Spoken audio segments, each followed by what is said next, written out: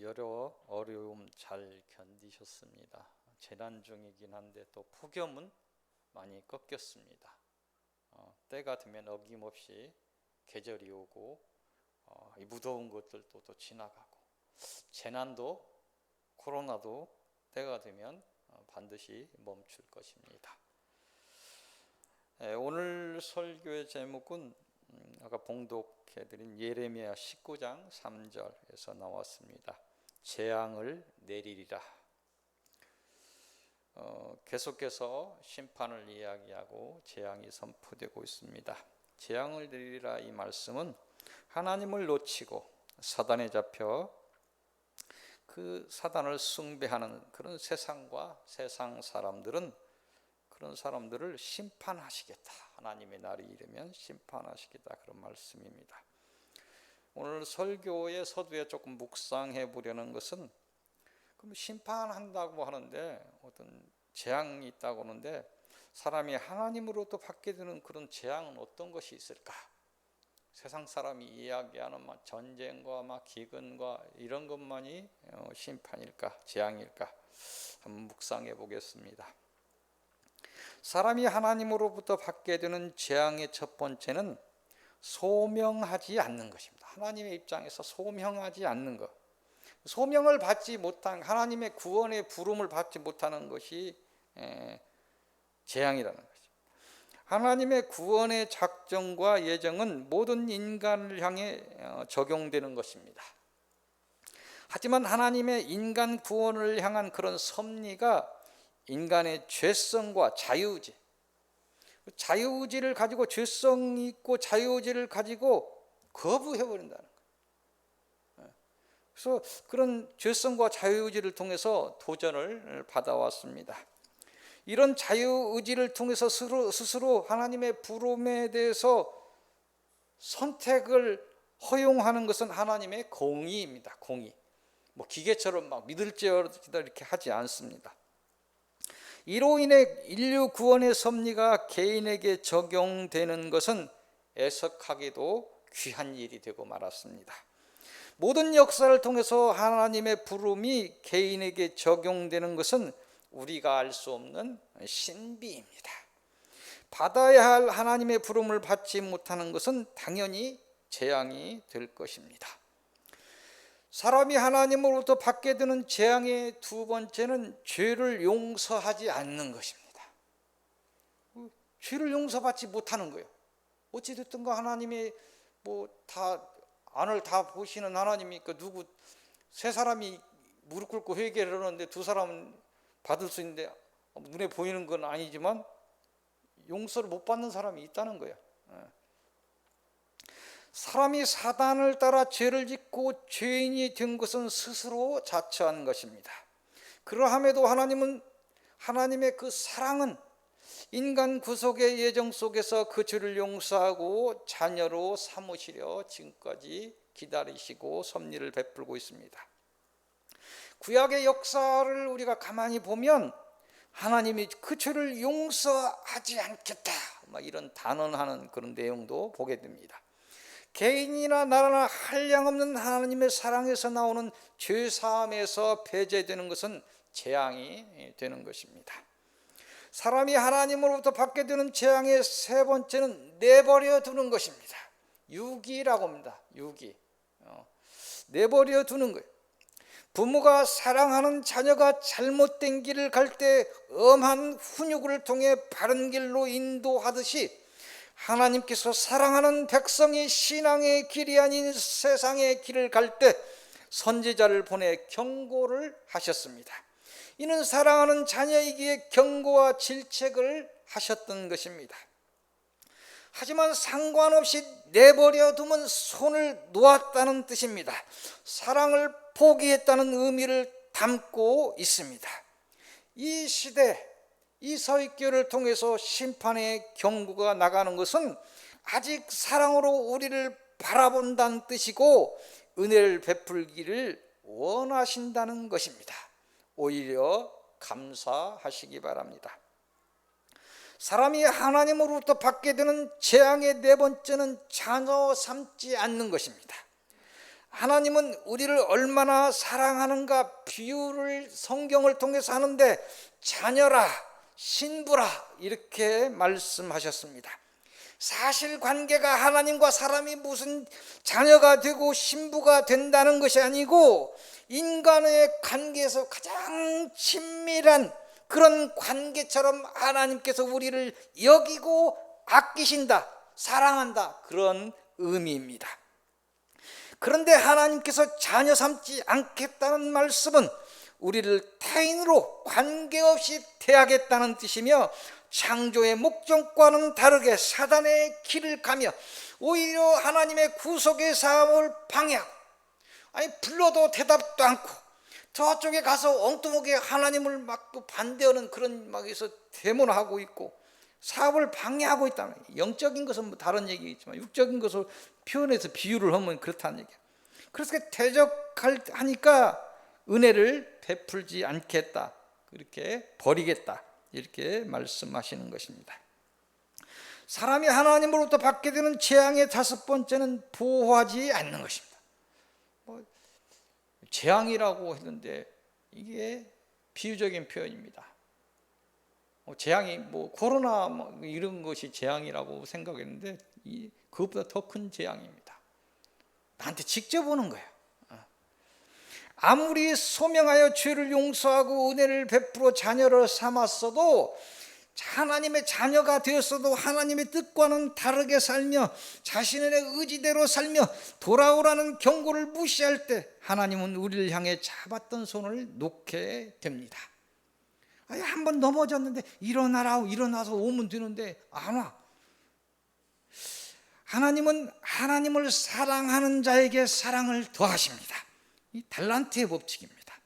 하나님의 뜻을 알고 작은 힘이나마 사력을 다하는 자를 보호하시는 것입니다. 사람이 교만으로 하나님이 필요 없다고 소리를 지르고 있는데 세상의 지혜로 하늘의 이치를 모두 안다고 말하는 것은 어리석은 자이고 어리석음입니다. 사람이 하나님으로부터 받게 되는 재앙의 여섯 번째는 인도하지 않는 것입니다. 이 시대가 마지막 시대임을 누구도 부인하지 않습니다. 많은 사람이 이 시대의 마지막 시대라고 합니다. 성경은 그리스도인의 길을 자기 십자가를 지고 고난을 자처해야 하는 길이라 말합니다. 환난의 날에 생명을 담보하지 않고 이긴 자가 될 수 없다고 성경은 경고하고 있습니다. 이는 마지막 시대의 영적 싸움의 양상이 더욱 치열하며 사단의 마지막 발악이 있을 것입니다. 사단의 마지막 발악으로 미혹과 저주가 오는데 이를 통과해야 한다는 것입니다. 하나님의 은혜 없이 사람의 힘으로 이 사단의 시험의 때를 통과할 수 없습니다. 더욱 순결한 신앙이 필요하다는 말씀입니다. 사람이 하나님으로부터 받게 되는 재앙의 마지막은 구원하지 않는 것입니다.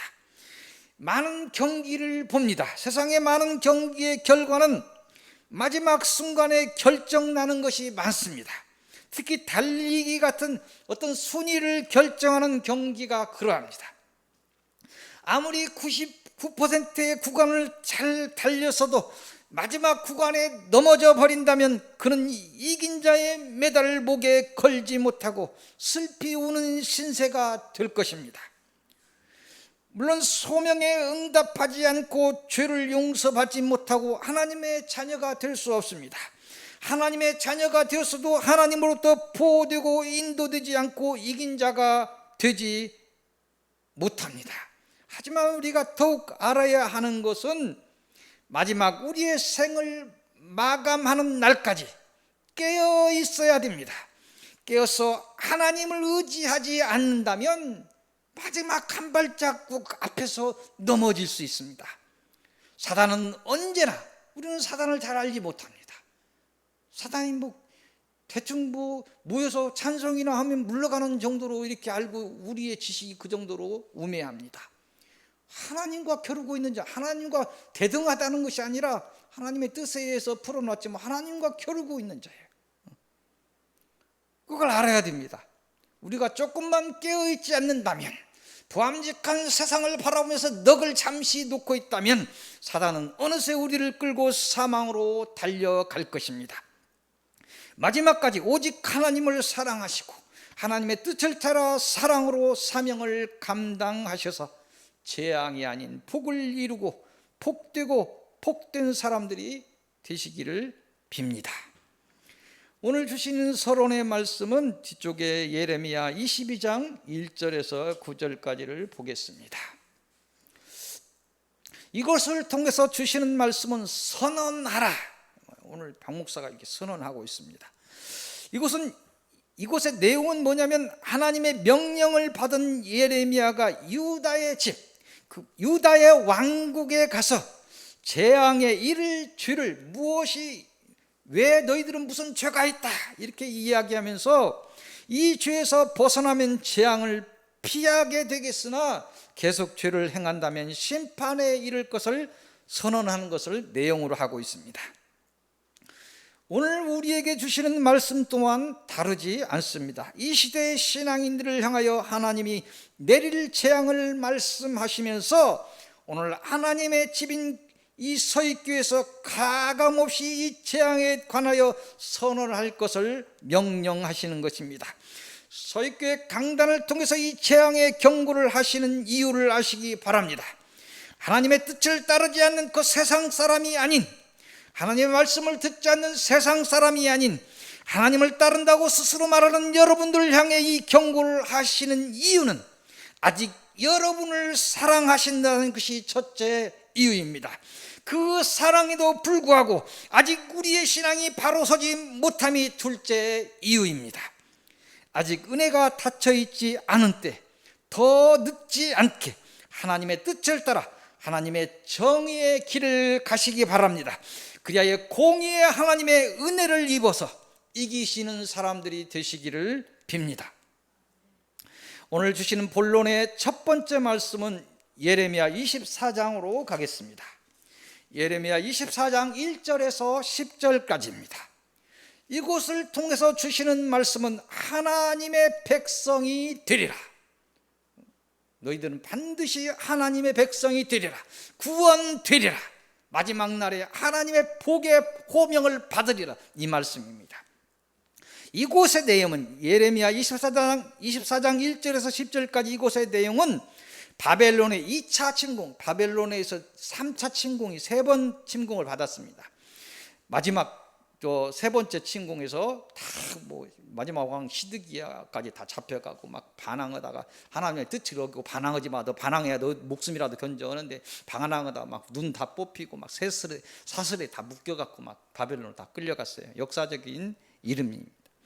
이 바벨론의 2차 침공으로 두 번째 포로들이 잡혀간 후에 하나님이 예레미야를 통해 보이신 환상이 있습니다. 그 환상의 내용입니다. 그 환상의 내용은 뭐냐면 좋은 무화과 나무와 나쁜 무화과 나무가 아니고 좋은 무화과와 나쁜 무화과를 담은 두 광줄이, 하나는 좋은 무화과를 담고 있고 하나는 나쁜 무화과를 담은 두 광주리를 보는 환상입니다. 그게 내용입니다. 이 환상의 숨은 뜻은 뭐냐면 하나님이 심판의 날에도 보호하는 자가 있다는 거예요. 그래서 예레미야를 통해서 계속 이야기했어요. 너희들 이미 심판은 바꿀 수 없어. 이미 심판이 오면, 바벨론 침공 오면 그냥 잡혀가. 내가 보호할 테니까. 이미 심판을 거둘 수 없으니까 너희들이 개개인의 목숨을 살려면 잡혀가는 게 계속 이야기하는 거지만 그 얘기예요. 바벨론을 통한 심판의 날에도 숨김을 받는 자들이 있어서 그 고난과 환난의 날이 끝나고 하나님의 백성들이 되었음을 말씀. 나중에 70년이 지난 뒤에 그 잡혀갔던 자들이 나라를 건설하는 것입니다. 그 얘기를 하고 있어요. 이 시대, 고난의 시대를 사는 우리에게 주시는 이유는 이 고난을 넘어 환난이 닥친다 해도 당황하지 말고 견디고 이기라는 말씀입니다. 내가 숨겨주겠다는 것입니다.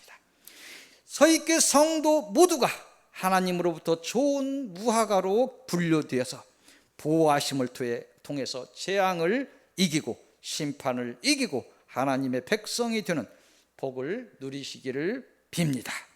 본론의 두 번째 말씀은 예레미야 25장으로 가겠습니다. 바로 뒷장에 있습니다. 1절에서 14절까지입니다. 이곳을 통해 주시는 말씀은 고난의 날을 보내리라. 예, 잡혀가는데 바벨론 70년 고난의 시기를 보내죠. 이곳에 내온 이스라엘 백성이 바벨론으로 포로가 되어서 고난을 받게 되었는데 70년의 기한이 차면 그 고난을 이긴 자들은 모두 바벨론에서 불러내어 새로운 나라의 백성으로 삼겠다는 것입니다. 그걸 예레미야를 통해서 이야기하고 있는 것입니다. 이곳을 통해서 이 시대에 주시는 영적인 말씀 또한 하나님의 날에 임할 재앙에 관한 것입니다. 하나님의 구원 사역을 맡고 오히려 대적한 모든 피조물들이 받을 심판에 관한 것입니다. 하지만 특히 이곳을 통해서 주시려는 말씀은 뭐냐면 그 심판에 대한 것이 주 내용이 아니고 하나님의 백성이 당할 고난에 초점이 있습니다. 성경이 말하는 고난과 고난의 시대 말에 닥칠 환난에 관한 것입니다. 바벨론 포로 기간으로 상징되는 그 고난의 날은 물론 상징수요 완전수인 70년입니다. 성경에 있는 숫자는 사람이 헤아려서는 안 되는 것입니다. 사람이 그 수를 헤아릴 때 이단이 됩니다. 70년이라고 바벨론의 포로 기간을 이야기하면서 너희들이 받을 고난이 70년이다. 고난의 그때 환난이 올 것이다. 그 환난의 숨김을 받을 것이다. 그 환난의 그때 선교자가 일어날 것이다. 그 선교자의 피를 붙들고 너희가 구원을 이룰 것이다. 이렇게 이야기하는데 그 70년으로 날짜를 세고 있으면 안 된다는 것입니다. 성경의 모든 수는 상징수고 완전수고 하나님의 수입니다. 누가 그걸 풀어낼 수 있는 것은 아닙니다. 모두가 하나님의 권한 안에 있기 때문입니다. 아무리 어떤 예언이 오더라도 그걸 이 땅의 것으로 대해서 비교해서 그걸 풀어내려고 할 때 사단에게 잡히게 됩니다. 내일 주님이 오신다 해도 내가 그 길을 갈 수 있는 삶을 사는 것입니다. 70년을 기다리는 것이 신앙인이 아닙니다. 다만 우리가 말할 수 있는 것은 뭐냐면 지금이 마지막 때이며 고난의 때라는 것입니다. 이 고난의 때의 끝에 이르면 환난이 올 것이며 그 환난의 끝에 심판이 있다는 말씀입니다. 이거는 성경에 있는 이야기입니다. 어둠이 깊다는 것은 그만큼 새벽이 가깝다는 것입니다. 새벽이 오기 전에 캄캄해집니다. 초저녁에는 별도 있는데 새벽이 가까이 오길 때 캄캄한 밤에는 별도 안 뜹니다.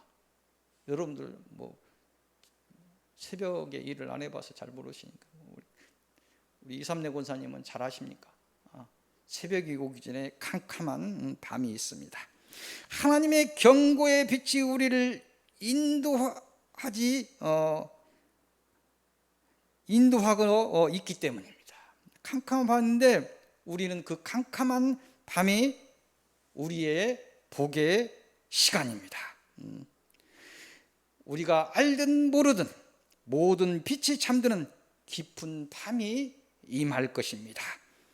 이 경고를 통해서 서귀교회 성도 모두가 마지막 자신의 신앙을 개혁해서 바로잡는 그런 복된 시간들이 되시기를 빕니다.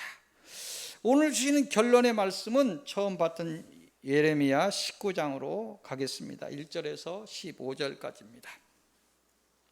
이곳을 통해서 주시는 결론의 말씀은 재앙을 내리리라입니다. 이곳의 내용은 뭐냐면 예루살렘에서 서남쪽으로 한 5리 정도 되는 곳에 흰놈의 골짜기가 있습니다. 흰놈의 아들 골짜기라고도 합니다. 흰놈의 아들 그 골짜기는 쓰레기를 태우던 곳이었습니다. 그리고 그 골짜기 쓰레기를 태우던 곳에서 그 이방에 몰록의 산당이 있었습니다. 그래서 아이를 산 제사로 지내고 그런 일들이 빚어지던 곳입니다. 그 흰누무 골짜기 안에 있던 것이 도벳이라는 곳에서 그 몰록의 산당이 있었습니다. 이곳의 내용은 우상숭배의 상징과 같은 그 흰놈의 골짜기와 그 중에서도 사람의 번제를 드리던 도벳, 그곳에 가서 옹기를 깨트리며 하나님의 재앙을 경고하라. 하나님이 한번 이렇게 너희 깨진 옹기를 보듯이 한번 너희들에게 내린 이 재앙에 대한 계획은 변하지 않을 것이다. 다시 되돌릴 수 없다. 이런 하나님의 재앙을 경고하라는 그 예레미야에게 내려진 하나님의 명령에 관한 것입니다. 긴 인간의 역사와 신화의 역사를 통해서 우리는 하나님이 사랑하던 자들의 넘어짐에 대하여 경고를 하셨음을 알 수 있습니다. 그들이 경고를 받아들였을 때 심판이 취소되고 폭이 임하였으며, 그 경고를 무시할 때는 그 계획했던 계획했던 대로 심판이 임하는 것을 알 수 있습니다. 그 역사 이야기입니다. 하지만 인간의 역사를 넘어선 이 전 우주적인 하나님의 심판은 물릴 수 있는 것이 아닙니다. 지금 마지막 때이고 심판은 이미 결정되었습니다. 물릴 수 있는 것이 아닙니다. 우리는 다만 개개인이 어떻게 이 심판의 날에 숨김을 받고 구원에 이를 것인가에 초점을 맞추어야 할 뿐입니다. 하나님은 오늘 하나님의 집을 통하여, 이 서윗교회를 통하여 전 우주적인 심판을 선언하셨습니다. 또한 하나님의 백성들이 받아들여야 하는 고난의 시간을 말씀하셨습니다. 모두가 자신의 뜻이 아닌 하나님의 뜻을 우선하시기를 빕니다. 어리석은 지혜로 하늘의 뜻을 풀지 않기를 빕니다. 다만 성령의 도움을 받아 자신의 생명을 지키시고 더욱 큰 성령의 은혜를 따라 이 땅의 사명을 감당하시기를 빕니다. 그래야 서윗교회 성도 모두가 좋은 무화과 광주리에 속하시기를 빕니다. 모두가 하나님의 은혜의 날에 생명의 부름을 받고 새하늘과 새 땅의 백성들이 되시기를 빕니다. 기도하겠습니다. 자비의 하나님, 두렵고 떨림으로 심판에 관하여 경고하시는 하나님의 음성을 듣습니다. 고난의 날을 알게 하시고 이기게 하시는 하나님께 감사드립니다. 고난의 끝에 당할 환난을 말씀하시나 저희는 지혜가 없어서 또 권세가 없어서 이를 알지 못함을 하나님께서 익히 아시나이다. 다만 하나님을 의지하여 한 발 한 발 이 광야의 길을, 이 시험의 날들을 걸어가오니 때에 따라 은혜를 내리셔서 사망을 피해가게 하옵소서. 저희가 좋은 무화과라 저희 입으로 말할 수는 없사오나 하나님이 은혜를 주시고 힘을 주시고 저희를 인도하시면 저희가 살겠나이다. 이 땅의 심판이 피할 수 없는 것이라면 저희의 자녀와 저희의 형제와 저희의 모든 관계된 자들에게, 특히 이 서윗교회를 통해 연결된 모든 하나님의 자녀들에게 구원의 은혜를 베풀어 주옵소서. 다만 구하옵나니 모든 은혜가 하나님의 영광을 위해 하나님의 뜻대로 이루소서. 주 예수 그리스도 이름으로 기도하옵나이다. 아멘. 349장 찬송 드리겠습니다.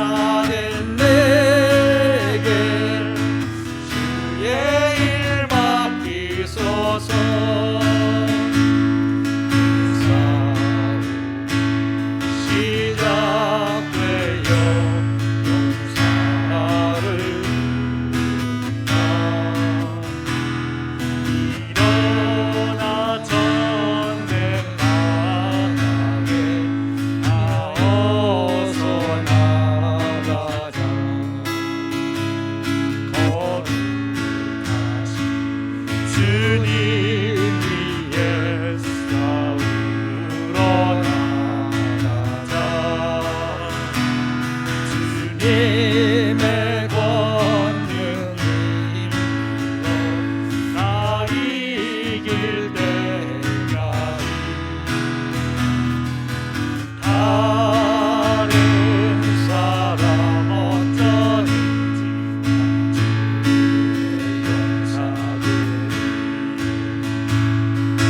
나는 주의 군사에 충성을 맹세하여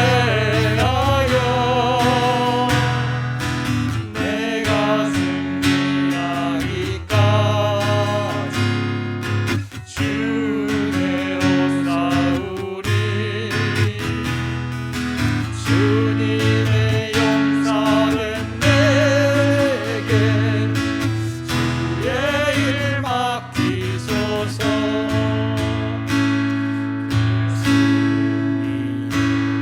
영광 위에 싸워야 하리라. 주 말씀 나의 인내이 넘내도록 모든 싸움 이긴 후에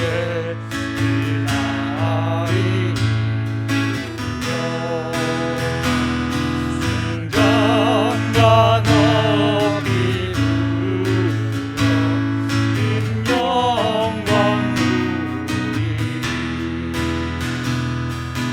다른 사람 어쩌든지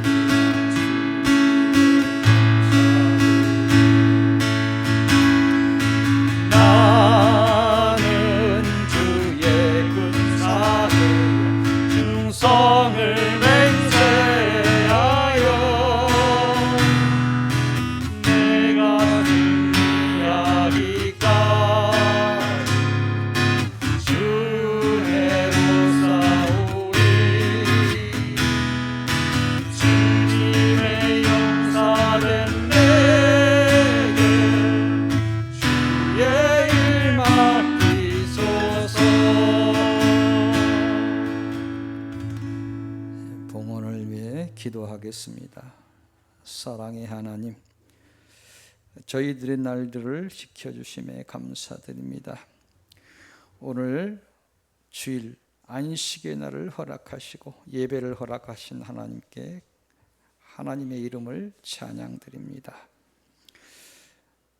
저희는 하나님이 주신 구원의 언약을 따라 오직 하나님만을 바라봅니다. 고난을 넘어 환난이 닥친다 해도 오직 하나님만을 사랑할 것을 고백합니다. 오늘 저희의 약함을 채워주시고 저희를 악에서 숨겨 주옵소서. 저희가 소망한 대로 구원을 이룰 수 있도록 특별한 은혜를 베풀어 주옵소서. 특별히 기도하는 것, 저희의 자녀와 형제를 지켜 주옵소서. 모든 서익교회 성도들에게도 은혜를 베풀어 주옵소서.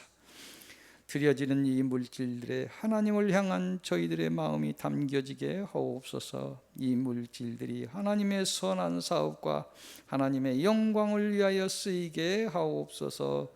주 예수 그리스도의 이름으로 기도드리옵나이다.